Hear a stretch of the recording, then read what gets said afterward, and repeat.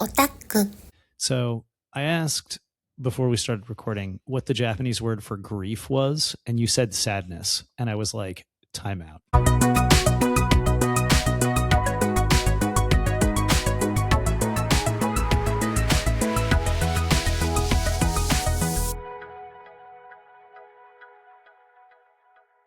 Welcome back to 2M Otaku. I'm your host Mayu, a born and raised Japanese non-otaku, and I'm Cisco, an American otaku. in this podcast we share reviews of anime and manga through our distinct perspectives with commentary on Japanese culture, history, and the language.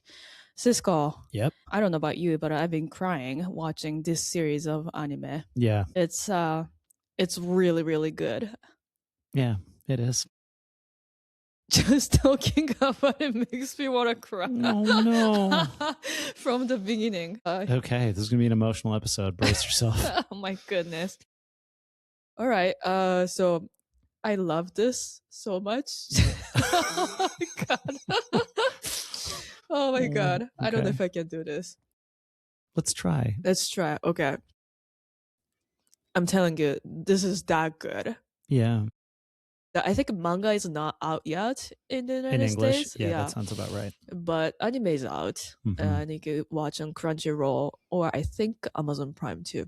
Today we are going to talk about Journey with Witch. No, excuse me. Journal with Witch. Yes, it could be a journey with witch. Yeah, I mean, they might as well be. Like, it's so not a translation of the Japanese title that I actually forgot what the English title was. But yeah, the Japanese title is Ikoku Nikki, which translates to Diary of the Other Country. You know, we talked about, like, well, if it was up to us, how would we translate it? And I suggested Chronicle of the Other Country, but Ikoku just means other country. Different country. Yeah. Different country. And Nikki means journal or diary. Right. So there's a lot of different ways you could potentially translate this, but journal with witch is not one of them. Yeah, I mean, we don't know how it ends or how a story goes. Maybe the title is better. Major spoilers ahead for the first 3 episodes at least of Journal with 4. Witch, so you've been warned. Wait, before we start, we'd like to hear from you. Share your thoughts, ideas, questions, or even suggestions for what we should talk about. Email us using the address in the description, or you can use the Spotify or YouTube comment sections. All right, let's get into this. Could you introduce about this anime or, tell us the setups? The anime opens with a 15-year-old girl whose parents have both just died in a car accident. And she's taken in by her mother's younger sister, who lives alone in what looks like a 1-bedroom apartment and is a novelist and is not used to living with anybody else. And the 15-year-old girl, Asa, obviously changes her aunt's routine quite a lot. It's not clear how old her aunt is, right? 35. 35, okay. And so they embark on a life together. The title is in part influenced by the fact that the aunt, being a writer, gives a diary to the niece to help her process her feelings. So anime is really about dealing with grief, and both the aunt and the niece in their own ways are grieving. I guess one more important plot point of the story is that the aunt and her sister, the niece's mom, had an awful relationship. The aunt hated her older sister, and so that relationship colors her ability to sort of be there for her niece. And we don't really see, or at least in the first 4 episodes, we haven't really seen very many other people from the family yet. No, only grandma. Yeah. And so it's kind of not clear why, like, no one else in the family stepped up to let the daughter live with them. The relationship between the aunt and the, the dead mother is not fully clear, but seems to have been pretty negative. Whereas the relationship between the daughter and her mom is more complicated. We haven't really seen very much about the dad. He's like been nothing, literally out of the picture. And so it kind of like centers on both of these people's lives, the aunt and the niece, and the way in which their grief intersects with each other's and also with the rest of their lives and sort of the new life that they build together. Thank you. So there are 11 tankobon volumes, and the story is completed. Okay. I don't know how much we get to see in the season, but I'm really enjoying this story. Before anime came out, a live action film adaptation was released in June 2024. An anime television series adaptation premiered in January 2026. Early episodes of anime received overwhelmingly positive reviews with praise for its writing, animation, and exploration of grief Yep. by Wikipedia. Yeah. I mean, for sure, I agree with all of that. The animation quality is really high. The opening and endings are really good. The writing is great, and the exploration of grief is unusual for anything in Japanese culture, and especially for anime, and it does it really, really well. Was this a light novel or a book before it became a manga? It doesn't sound like it. I think it would be perfect for novel. It really sounds like it has a lot of really novel-y qualities, and I think especially because the ant is a novelist in the setting, it really feels like it might have been a novel before because of that connection. So to know that it's not, that it started as a manga is very interesting. Yeah. We haven't watched the live action version, but I'm curious to watch after we finish watching anime. Yeah, I mean, anytime they make like a movie out of something that's 11 tankobons long, you know it's going to be like a lot of cutting in order to decide like what is and isn't in the film. So that doesn't mean it's bad, but it means that they're probably only telling a portion of the story that we're going to get to see in the anime or in the manga. Yeah. I think it's one of like rare story which can fit in live action form. Yeah, I mean, I think in a way, it sort of doesn't matter where you end the story because, I mean, that's probably not true, but like if the first 4 episodes we watched were a movie and it ended at the end of the 4th episode, you would be like, okay, you know, like there wouldn't be anything wrong with that. So I feel like it might be harder to mess this movie up than like a movie of a different anime. Okay, let's talk a little bit about 4 episodes we've watched. I didn't know about this story at all until I started watching. And the first episode was great. Yep. It was so poetic, and the way Aunt Makio talks is like, I mean, she's a novelist. That makes sense. Right. But it was pretty beautiful. And you see each episode, either Makio or Asa, the 15-year-old girl, in different country in a specific situations. Yeah, there are like moments where they appear in this sort of other country that's from Asa's journal. And the first one seemed like some desert. They seem like mostly desert. Mostly desert. Nothing around except sand. And then sometimes like a Middle East looking place. Sort of. Yeah, episode 2 seemed like Middle East with Makio's friend chatting. Right. Yeah. But yeah, first and the second episode it was good. And the third episode hit me really, really hard. Yeah. Because Makio and Asa started clean up. They clean out their, parents, the parents' stuff. apartment. First thing you see is like, and they explain books which are supposed to be returned at the library, or planters which are supposed to get water, underwear nobody was supposed to touch except those people. That was really bad. It wasn't bad. It was just bad. Emotional. It was so emotional for me because like I've seen the exact same thing in my life. Right. Because my mom passed away 7 years ago, yeah. But I was here in America. Right. I was flying to see my mom. Yeah. But the day before I was supposed to fly, she passed away. Right. And I went there anyway, of course. And the day I got to my parents' house, I saw clams in the bowl with water. So, clams to spit out sand. Yeah, is that like what people do in America? I've never seen. Yeah, I've never seen it either. Well, so these are live clams. It's pretty normal in Japan to get live clams. Right, you buy live clams and you soak them to make sure they spit out the water before you, or not the water, the sand before you eat them.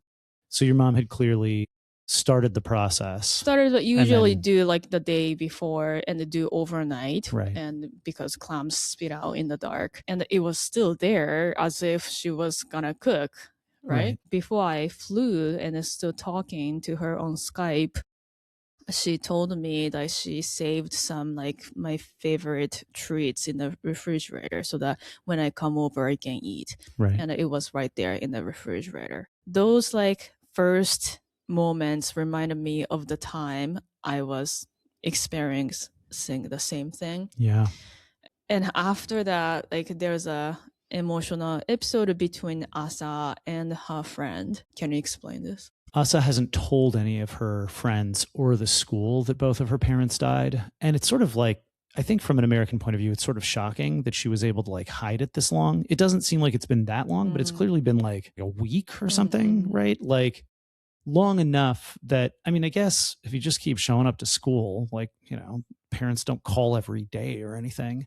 But she hasn't let anyone know. She's only told her best friend, and she's about to graduate from middle school, which is in Japan is the end of ninth grade.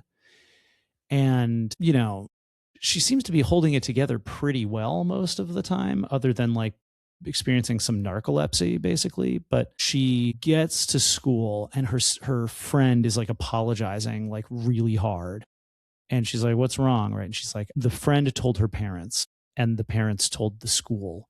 And the school activated the phone tree and told everyone in the school that her parents had died.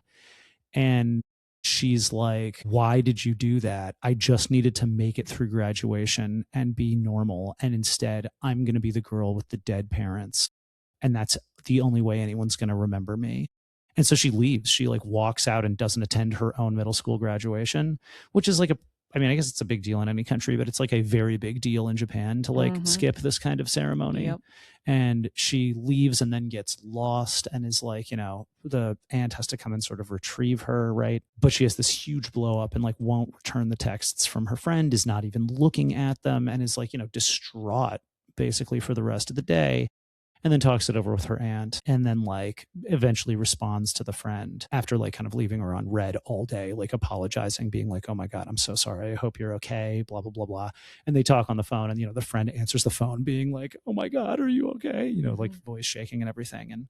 And they reconcile, but it's like a hugely emotional episode because Asa's emotions are so raw, and the experience of being a friend of someone who's lost somebody and sort of not knowing the right thing to do, and like, even having messed up and sort of done the quote unquote wrong thing, right, is so raw and well captured by the episode. Yeah. Like I'm sure like I've been in the same position as Asa and Asa's friend, both positions. Yeah, I think, for anyone who's lost someone, you can probably relate to Asa's feelings. And for anyone who's tried to be there for someone else who's lost someone, you can probably see yourself in Emily, the friend. And so, yeah, that's a powerful episode. So yeah, after the episode, I was just bawling. Yeah. The third episode hit me really hard, and just thinking about like my mom, even though it's like it seems like a long time, 7 years, but it reminded me like everybody grieve differently Yeah. in a different way, Yeah. and time doesn't fix. Right. It can come back anytime. Yeah. But usually, like I'm fine. Right. But like when it comes to the topic like that, like it's like it's like a flashback and then come Yeah. back to me. Well, and I think especially the experience of watching the cleaning out of the house, because the burden of doing that really fell on you. Like from what I understand, your dad and brother didn't really do a lot of the cleaning of the house afterwards. And so in the same way that it's the women in the family who are doing that job afterwards, like I think that was an experience that was really close to what you had to do. Yeah, I was so into it. I was so ready to throw away or put away stuff. I was doing it like every single day, crying, putting away, crying, throwing away, like repeatedly. Right. It was a hard process. Episode 4. This was interesting because like you brought this topic about bento. Uh-huh. How it was, to me it's natural. Like a bento is a culture, Japanese culture, Sure. especially moms put so much effort Right. making bento look really cute and Right. nice and delicious at the time with balanced meal. So like when they were talking about bento, like Asa has to have bento or somebody has to make bento for Asa every day in high school. And they were talking about like how do you make it and everything. Well, and I think this is actually something to explain also. But in middle school, you pay for a lunch fee, and the kids in middle school have a cooking class where they prepare the food that people eat. The kyushoku? Yeah. Yeah, yeah. I mean, not only middle school, elementary school kid too. Yeah. But in high school, that doesn't happen anymore. There's no kyushoku. Yeah. So it's a major shift in Japanese culture from middle to high school because there is no longer like food served as part of the like curriculum basically that everybody eats every day together, either in the classroom or in like a cafeteria. Whereas in high school everybody's eating solo. And actually, not that many anime depict middle school cafeterias. I guess that's like partly because sometimes people just eat in class, and I guess there's not that many anime that are really about middle school, but I feel like there's enough that like it's notable that the cafeteria scene doesn't really happen very often. Good point. Even though for a lot of students, school lunch is the best part of school life. Right, right. Yeah. So that's kind of notable. And then in high, like I think like one of the things you can tell is like, if you're watching an anime and you're like, is this middle school or high school? Well, if the kids are all buying lunch, it's automatically high school because that's not a thing that happens in middle schools. So the idea of like people fighting over bread, like the, Nanma thing of Nanman Yoga having like the bread feud, that's clear. Like, I mean, actually, now that I think about it, that's kind of weird, right? I guess Ranma like transferred out to go to China in the middle of his I don't know what year of high school they're even in. Anyway, that idea of like a bread feud, right? That's like a high school only thing because in middle school you would have been eating kyushoku, like the school lunch. So that's just context for like why they have this debate at all about making her bento. Is in middle school that is not necessary. No. But in high school it is, right? Yeah. Okay. Time out. This doesn't make sense because don't kids in primary school also take bentos to school sometimes? No. Kindergarten. Kindergarten? Yeah. Yochien. I don't know about Yochien. I've never been to Yochien, so I don't know. What about Hoikuen? Hoikuen? No. Preschool. Hoikuen, nursery school? Yeah. Nursery school, they serve you. I mean, you have to pay, but. So you're telling me like elementary schoolers don't ever take a bento to school? No, unless it's a field trip. So only on like special occasions? Yeah. Or undokai, sports festival. Okay, so like days when there, for one reason or another, isn't any cafeteria lunch service. Got it. Okay, sorry. So that's like that's the backstory of like why it becomes an issue, and she like hasn't needed to worry about it up until then. Yeah, and then Makio's not boyfriend, but like a friend came over and like quasi at some point ex-boyfriend. Right, and he was telling them his bento was brown. Right. Which means to me as a Japanese, that means not enough vegetables and a lot of meat. So I can't really figure out whether this is just because of like our household, but we don't eat very much meat. But when I like heard my bento was brown, I just pictured like teriyaki sauce on everything, but like without necessarily a lot of meat in it. Or like things that have been like overcooked and burned. No. Or like for some other reason we're brown, like because they've been like boiled and like lost all their color and just become like a brown thing. So I was like, God, yeah, that sounds like terrible. Or like, well, barbecue sauce, teriyaki sauce, like I guess it's not that bad. Like I could eat brown stuff, like, but it did not occur to me that it would be meat, in part because we don't really eat meat. But also I think for Americans, brown, I mean, like, yes, meat is brown after you cook it, but somehow that's like not the color of meat. Huh? Like in America, meat is either white because it's pork or chicken, or it's red because it's beef. But when you cook it. Yeah, beef, when you cook it, turns from red to brown. Yeah. But somehow I still just like, that is like, if you were like, there were brown things in my lunch, like if you didn't specify they were meat, like I wouldn't think, even hot dogs aren't brown, they're red. You know what I mean? Interesting. So like to me, like just brown isn't a meat color usually, unless it's been like put in sauce. Even though like, yeah, of course burgers are brown, but like Yeah, That's no. like, I didn't associate brown with meat at Yeah, all. I think I'm pretty sure a lot of Japanese people, when they hear brown bento, means too much meat. Interesting. Yeah, katsu Also, Americans don't or have a notion of, karage. quote, too much meat. Like, that's not a thing we can conceptualize. So you're supposed to have well balanced meal, not only brown but also green or red or yellow or some other colors. Yeah, they follow up that comment by being like, my parents like opposed using mini tomatoes in my bento. And I was just like, what? Why would you oppose that? I don't know. But I you don't said know. it's because it's cheating because I you don't don't have know. to prepare That's them. how I felt. Like, because it's not a lot of work. You just put one stuff And and if it's not a lot of work, it's not a good yeah. bento. God, that's like so masochistic. This is a problem in Japan. I don't know about now, but like a couple years ago, karaben was such a like a big thing in Japan. Keraben is character bento. Character bento. So like moms wake up like 5 a.m. in the morning and do like artsy stuff on bento, and then they can make Doraemon or whatever, popular Pokemon. I mean, at least with like characters. Pikachu, you can make Pikachu, because Pikachu is yellow and black. You can make it out of like egg and like sesame seeds. No, What? no. And people cut out like nori, and then they use scissors and then like the Out of tweezers, control. and then like they put so much effort. If your kid don't have a karaben, Mhm. that kid is like so disappointed. Like your parents Right? don't really love you because they weren't willing to wake up at 4 in So the morning. it's a pressure you feel around the moms.